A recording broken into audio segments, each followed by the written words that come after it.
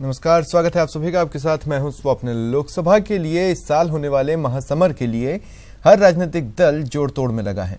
कोई किसान कार्ड और आरक्षण को लेकर आम जनता को साधने में जुटा है, तो स्कूली पाठ्यक्रम पर सियासत चल रही है। दिग्गज नेता दौरे पर दौरे कर रहे हैं, अपनी उपलब्धियां और विरोधियों की कमियां गिना रहे हैं। इन्हीं सब सियासी हलचलों पर नजर बनाए रखेंगे और बताएंगे हर घटना के पीछे की असली खबर हमारे इस खास कार्यक्रम 2019 का महाभारत में।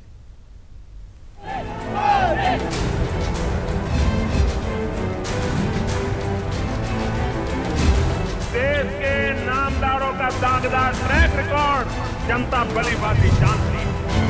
मोदी जी, कांग्रेस पार्टी वाले आपसे डरते नहीं हैं।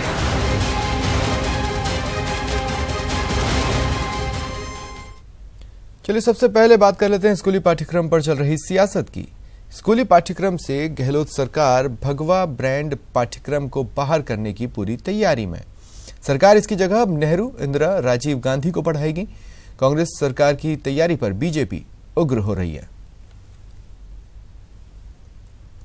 सिलेबस पर सियासी संग्राम, पाठ्यक्रम से हटेगी संघ की विचारधारा। नेहरू, गांधी, राजीव, इंदिरा की जीवनी छपेगी सिलेबस में। सिलेबस पर बीजेपी कांग्रेस आमने सामने। अब इनके तकलीफ हो रही है कि साहब पाठ्यक्रम में ये कर रहे हैं वो कर रहे हैं। हम पाठ्यक्रम में शिक्षाविदों की समिति बनाई है, कोई राजनीतिकरण नहीं करेंगे। जिस इतिहास को, जो हमारा गौरवमयी इतिहास था, जिसको पढ़ते पढ़ते हम आज तक यहाँ पहुँचे हैं, और जो इतिहास रहा है उस इतिहास को जो इन्होंने अपनी राजनीतिक विचारधारा को थोपने के लिए राजनीतिक षड्यंत्र के तहत मिटाने का काम किया था, उसको ठीक करने का काम करेंगे। नए शिक्षा मंत्री को तो शायद शिक्षा और संस्कारों से कोई वास्ता नहीं है। केवल पिछली सरकार को केवल आलोचनात्मक ढंग से केवल स्टेटमेंट देना, और होता अच्छा ये कि वो शिक्षा की गुणवत्ता में और संस्कारों में कैसे वृद्धि हो, उसे हमारे द्वारा किए गए अच्छे कार्यों को लागू करना, और कुछ नए काम भी जो उनके ध्यान में आते हैं उसको भी इसमें जोड़ना, तो समझ में आता है कि शिक्षा में कोई परिवर्तन लाने का कोई सरकार का सोच है। सूबे में सिलेबस पर सियासी संग्राम छिड़ा है। तैयारी सिलेबस को भगवा मुक्त कर कांग्रेसमय करने की है। गहलोत सरकार नए पाठ्यक्रम में आजादी के आंदोलन में कांग्रेस की भूमिका, गांधी के आंदोलन, कांग्रेस का इतिहास शामिल करने जा रही है। सिलेबस में इंदिरा गांधी और राजीव गांधी की ओर से देश के लिए किए गए कामों को भी शामिल किया जाएगा। स्वतंत्रता आंदोलन में कांग्रेस का क्या योगदान रहा, इन्होंने हटा दिया। जो बैंकों का राष्ट्रीयकरण इंदिरा गांधी जी ने किया, जवाहरलाल नेहरू जी ने जिस प्रकार देश का जो ढांचा जो आज हम देख रहे हैं, जो विकास का कल कारखाने कितना जो किया था, उसको इन्होंने मिटाने का काम किया। इंदिरा गांधी जी देश के लिए शहीद हो गई, उनके जो कार्यक्रम थे, जिस प्रकार की योजनाएं थी, उनको इन्होंने, राजीव गांधी जी IT क्रांति लेकर के आए, RT लेकर के आए, 18 साल की उम्र के लोगों को, बच्चों को जो है वो वोट का अधिकार दिया। खाद्य सुरक्षा गारंटी अधिनियम जो UPA सरकार के समय आया। इधर कांग्रेस सिलेबस के कायाकल्प में लगी है, तो बीजेपी इस पाठ्यक्रम पॉलिटिक्स पर निशाना साध रही है। मुझे लगता है कि आगामी दिनों में शिक्षा में जो राजस्थान ने अपने एक हाइट प्राप्त की, स्तर में भी 2600 नंबर से दूसरे नंबर पाए, संस्कार और कार्यक्रमों की दृष्टि से भी राजस्थान अग्रणी रहा, ये उसको पे एक प्रकार का पतीला लगाने का, पलीता लगाने का ही इनकी योजना दिखाई देती है, जिसमें शिक्षा का और गुणवत्ता से कोई संबंध नहीं। साफ है, सिलेबस पर जारी संग्राम के बीच अब बीजेपी के भगवाकरण से स्कूली पाठ्यक्रम का रंग सेक्युलर हो जाएगा। न्यूज़ 18 राजस्थान के लिए जयपुर से बाबूलाल धायल की रिपोर्ट। लोकसभा चुनाव की तैयारियों में जुटी कांग्रेस कार्यकर्ताओं में जोश भर रही है। इसी कड़ी में उदयपुर में शक्तिभूत स्तरीय अभिकर्ता प्रशिक्षण शिविर का आयोजन हुआ। शिविर में जिले के प्रभारी मंत्री मास्टर भंवरलाल मेघवाल और पूर्व केंद्रीय मंत्री गिरिजा व्यास मौजूद रहीं। शिविर में कार्यकर्ताओं को केंद्र में कांग्रेस के शासनकाल के दौरान हुए विकास कार्यों की जानकारी दी गई और कांग्रेस के उन विकास कार्यों के जरिए कार्यकर्ताओं को चुनाव में जनता से वोट मांगने की ट्रेनिंग दी गई।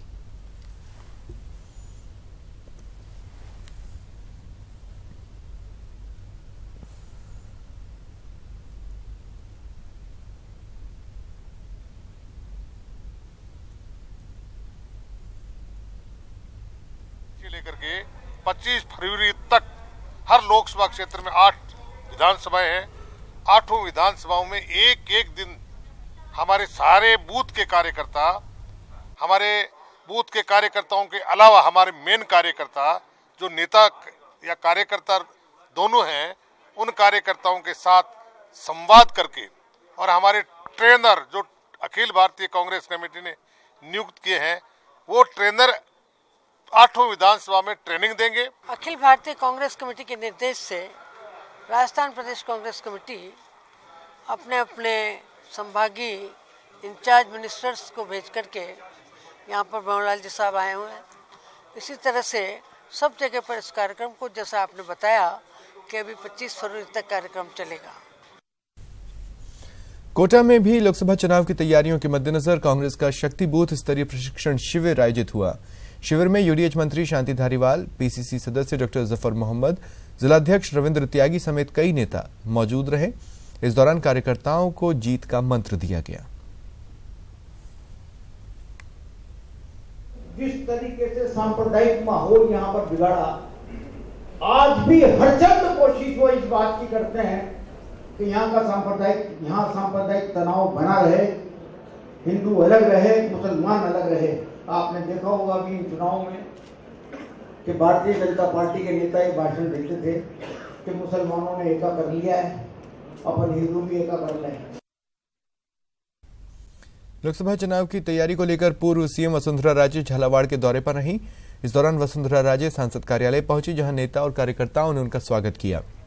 इसके बाद वसुंधरा राजे ने मेरा परिवार भाजपा परिवार कार्यक्रम के तहत सांसद कार्यालय में बीजेपी का झंडा लगाया। राजे के साथ सांसद दुष्यंत सिंह भी मौजूद रहे। इसके बाद राजे राधारमण मैदान में भारतीय जनता युवा मोर्चा के युवा संसद कार्यक्रम में पहुंची। यहां राजे ने किसान कर्ज माफी और युवाओं के बेरोजगारी भत्ते को लेकर प्रदेश सरकार पर जमकर निशाना साधा। ये सब युवा लोग जो यहाँ बैठे हुए हैं कि तुम्हारा कर्जा माफ हो गया? 10 दिन का हो यार, नहीं हुआ। अरे 10 दिन नहीं हुआ मैडम। और बात है 1 2 3 4 5 7 8 9 10 में आपके सब काम हो जाएंगे। आपको चिंता करने की जरूरत नहीं है। 10 दिन कितने निकल गए, अभी तो 60 दिन हो गए, अभी कुछ नहीं हुआ। हमारा घर है तो नहीं मिलेगा, अगर तुम इतने उम्र के हो तो नहीं मिलेगा। ये तो इतने सारे अब जुड़ गए हैं, जो एक सेंटेंस में था उसमें भाई कई दो तो मिल गए हैं। आखिर में इन सब को अलग करते हुए मुश्किल से 1 लाख तक ये पहुंचेंगे, मुश्किल से 20-22 करोड़ रुपए बांटेंगे और सबको ये कह देंगे कि हमने अपने वायदे को पूरा कर दिया। विधानसभा चुनाव के दौरान जिन लोगों को बीजेपी ने संगठन की जिम्मेदारी दी, अब उनमें से कई आम चुनाव के लिए टिकट पर दावेदारी जता रहे हैं। साथ ही कई ऐसे चेहरे भी हैं जो विधानसभा चुनाव में हार चुके हैं या पहले कभी सांसद रहे हैं।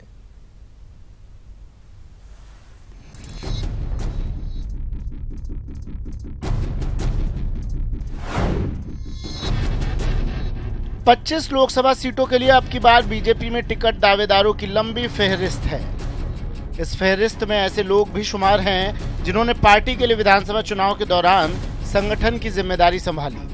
कई ऐसे लोग भी शामिल हैं जो विधानसभा चुनाव हार चुके हैं या फिर पूर्व में विधायक और सांसद रहे हैं। कुछ तो ऐसे भी हैं जो वर्तमान में विधायक हैं। ऐसा दावेदारी तो दोनों ही प्रकार की आ रही है। पूर्व विधायकों की भी आ रही है, जो चुनाव नहीं जीत सके प्रत्याशी रहे उनकी भी दावेदारी आ रही है, कुछ विधायकों की भी आ रही है, कुछ पुराने लोकसभा के राज्यसभा के मेंबर रहे उनकी भी आ रही है। चुनावी मौसम में ऐसी दावेदारी अचंभे की बात नहीं है। अपनी दावेदारी के लिए नेता लॉबिंग और प्रेशर पॉलिटिक्स का सहारा लेते ही हैं। रही बात इस फहरिस्त में शामिल चेहरों की, तो आइए एक नजर डाल लीजिए उन पर। अजमेर लोकसभा सीट से पूर्व विधायक भागीरथ चौधरी और पूर्व विधायक बाबूलाल सिंगारिया। अलवर लोकसभा सीट से ज्ञानदेव आहूजा, रामहित यादव, बनवारीलाल सिंघल, डॉक्टर जसवंत यादव और मास्टर मामन सिंह। बांसवाड़ा डूंगरपुर लोकसभा सीट से पूर्व विधायक जीतमल खांड, सुशील कटारा, भीमा भाई डामोर और पूर्व सांसद कनकमल कटारा। बाड़मेर लोकसभा सीट से पूर्व विधायक कैलाश चौधरी, जालम सिंह रावलोत और तरुण राय कागा। भरतपुर लोकसभा सीट से पूर्व सांसद रामस्वरूप कोहली, भीलवाड़ा लोकसभा सीट से पूर्व सरकारी मुख्य सचेतक कालूलाल गुर्जर, बीकानेर लोकसभा सीट से पूर्व विधायक डॉक्टर विश्वनाथ मेघवाल और पूर्व विधायक शिमला बावरी, दौसा लोकसभा सीट से पूर्व विधायक रामकिशोर मीणा, गोलमा देवी, पूर्व सांसद जसकौर मीणा, श्रीगंगानगर लोकसभा सीट से पूर्व विधायक ओपी महेंद्रा, जयपुर शहर लोकसभा सीट से अरुण चतुर्वेदी, सुरेंद्र पारिक, दिया कुमारी और वर्तमान विधायक अशोक लाहौटी, जयपुर ग्रामीण लोकसभा सीट से पूर्व विधायक राव राजेंद्र सिंह और अतर सिंह, जालोर सिरोही सीट से पूर्व विधायक शंकर सिंह राजपुरोहित और ओटाराम देवासी, झुंझुनू लोकसभा सीट से पूर्व विधायक प्रेम सिंह बाजौर, शुभकरण चौधरी और वर्तमान विधायक नरेंद्र कुमार, जोधपुर लोकसभा सीट से पूर्व सांसद जशवंत बिश्नोई और बाबू सिंह राठौर, करौली धौलपुर लोकसभा सीट से पूर्व विधायक राजकुमारी जाटव और रानी कोली, कोटा लोकसभा सीट से पूर्व विधायक भवानी सिंह राजावत और पूर्व सांसद विजय राज सिंह, नागौर लोकसभा सीट से पूर्व विधायक यूनुस खान, पाली लोकसभा सीट से पूर्व विधायक मदन राठौर, पुष्प जैन और भैरा राम सियोर, सीकर लोकसभा सीट से पूर्व विधायक रतन जलधारी और झाबर सिंह खर्रा, टोंक सवाई माधोपुर लोकसभा सीट से पूर्व विधायक प्रभुलाल सैनी, दिया कुमारी, अलका गुर्जर और प्रहलाद गुंजन, उदयपुर लोकसभा सीट से विधायक अमृतलाल मीणा और पूर्व विधायक चुन्नीलाल गरासिया, जैसलमेर लोकसभा सीट से पूर्व विधायक छोटू सिंह और शैतान सिंह टिकट के लिए अपनी अपनी दावेदारी जता चुके हैं। लोकसभा चुनाव लड़ने की ख्वाहिश रखने वाले नेताओं का कहना है कि जब वो समाज सेवा के लिए राजनीति में आए हैं तो फिर चुनाव लड़ने की उनकी मंशा पर ऐतराज नहीं होना चाहिए किसी को। परंतु लोकसभा चुनाव है तो ये तय है कि लोकसभा चुनाव के लिए मुझे स्वाभाविक रूप से दावेदारी करनी चाहिए, वो मैंने अलवर के लिए की है। तो लोकतंत्र है, निश्चित रूप से राजनीतिक क्षेत्र में काम करते हैं, टिकट मांगना चाहिए और टिकट मांगा है। वर्तमान में 25 में से बीजेपी के 23 सांसद हैं। ऐसे में टिकट के लिए दावेदारों की इतनी लंबी फहरिस्त बीजेपी के लिए परेशानी का सबब है। शायद यही वजह है कि हाल ही में जयपुर आए पार्टी के राष्ट्रीय संगठन महामंत्री रामलाल ने इस बात के संकेत दिए थे कि 2 मार्च तक कोई भी टिकट की दावेदारी न करे। इसके बावजूद टिकट दावेदारों की फौज सामने आ चुकी है। टोंक से मनोज तिवारी के साथ सुधीर शर्मा, न्यूज 18 राजस्थान, जयपुर। और आइए सीधे चलते हैं सियोल। प्रधानमंत्री मोदी क्या कुछ कह रहे हैं, आइए जानते हैं। प्रगति की है, यह प्रगति और भविष्य में हमारे संबंधों का रोड मैप पीपल, पीस और प्रॉस्पेरिटी के हमारे साझा विजन पर आधारित है। फ्रेंड्स, पिछले सप्ताह भारत में पुलवामा में हुए आतंकी हमले के बाद राष्ट्रपति मून के संवेदना और समर्थन के लिए, उनके इस संदेश के लिए, और अभी भी उन्होंने इस बात का जिक्र किया, मैं इसके लिए हृदय से उनका आभार व्यक्त करता हूं। हम आतंकवाद के खिलाफ अपने द्विपक्षीय और अंतर्राष्ट्रीय सहयोग और समन्वय को और अधिक मजबूत करने के लिए प्रतिबद्ध है। आज भारत के गृह मंत्रालय और कोरिया की राष्ट्रीय पुलिस एजेंसी के बीच संपन्न हुआ MOU हमारे काउंटर टेररिज्म सहयोग को और आगे बढ़ाएगा। और अब समय आ गया है कि वैश्विक समुदाय भी बातों से आगे बढ़कर इस समस्या के विरोध में एकजुट होकर कार्रवाई करें। फ्रेंड्स, भारत के आर्थिक परिवर्तन में हम कोरिया को मूल्यवान साझेदार मानते हैं। हमारे ट्रेड और इन्वेस्टमेंट संबंध बढ़ रहे हैं। आज राष्ट्रपति मून और मैंने 2030 तक हमारे द्विपक्षीय व्यापार को बढ़ाकर $50 बिलियन तक ले जाने के लक्ष्य के प्रति अपना कमिटमेंट दोहराया है। इंफ्रास्ट्रक्चर, पोर्ट डेवलपमेंट, मरीन और फूड प्रोसेसिंग, स्टार्टअप्स और स्मॉल एंड मीडियम एंटरप्राइजेस जैसे सेक्टर्स में हम अपना सहयोग बढ़ाने पर सहमत हैं। हमारी बढ़ती सामरिक साझेदारी में रक्षा क्षेत्र की अहम भूमिका है। इसका एक उदाहरण भारतीय थल सेना में K9 वज्र आर्टिलरी गन के शामिल होने में देखा जा सकता है। रक्षा उत्पादन में इस उल्लेखनीय सहयोग को आगे बढ़ाने के लिए हमने डिफेंस टेक्नोलॉजी और को प्रोडक्शन पर एक रोडमैप बनाने के लिए भी सहमति की है।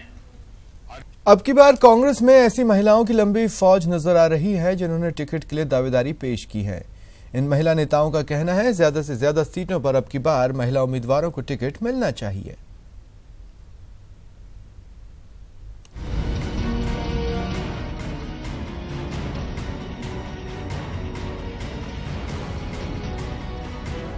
राजस्थान की करीब 15 लोकसभा सीटों पर कांग्रेस की महिला नेताओं ने लोकसभा टिकट के लिए दावेदारी पेश करनी शुरू कर दी है। जब से कांग्रेस अध्यक्ष राहुल गांधी ने 33% महिला आरक्षण की बात कही है, तब से कांग्रेस में काम कर रही महिला नेताओं के चुनाव लड़ने के सपनों को पर लग गए हैं